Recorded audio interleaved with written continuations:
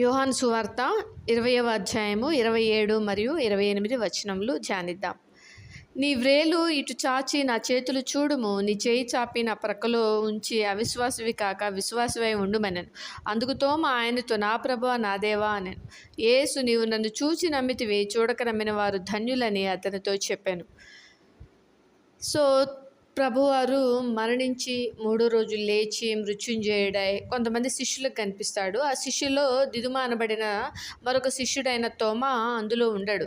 So శిష్యులు చెప్తారనమాట, మేము ప్రభువారిని చూచాము అని చెప్పినప్పుడు తోమ పలుకుతాడు ఏమని, ఆయన చేతులలో మేకుల గుర్తులు చూసి నా వ్రేలు ఆ మేకుల గుర్తులో పెట్టి నా చెయ్యి ఆయన ప్రక్కలో ఉంచితేనే కానీ నమ్మను అని వానితో చెప్తాడు.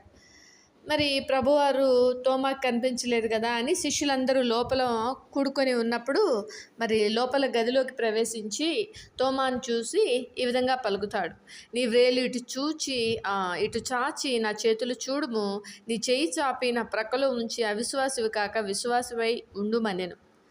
అందుకు తోమ ఆయనతో, నా ప్రభువా నా దేవా అనెను. చివరికి తోమా నమ్ముతాడు. అయ్యయ్యో వచ్చింది ప్రభువారే, నేను ఎంత అవిశ్వాసిగా ఉన్నాను అని బాధపడి అప్పుడు గుర్తుపట్టి తండ్రిని యేసయ్యను నా దేవా నా ప్రభువా అని అంటాడు. కానీ ప్రభువారికి ఎంత బాధ కలిగి ఉంటుందో కదా.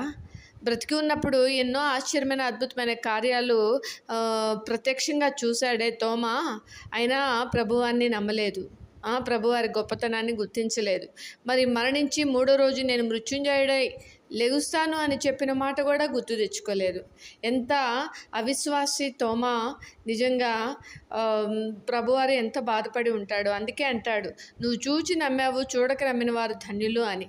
ఒకవేళ చూడకుండా నమ్మి ఉంటే మరి తోమ ఎంత ధన్యత పొందుకునేవాడో కదా.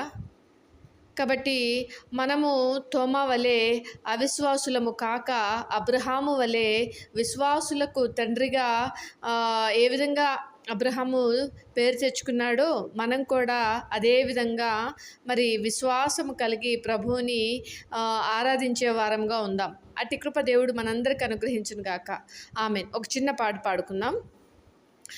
సందేహమేలా సంశయమదేలా, ప్రభు యేసు గాయములను పరికించి చూడు, గాయాలలో నీ వ్రేలు తాకించి చూడు.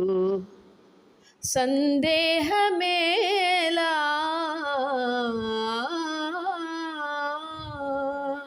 హల్లెలూయా.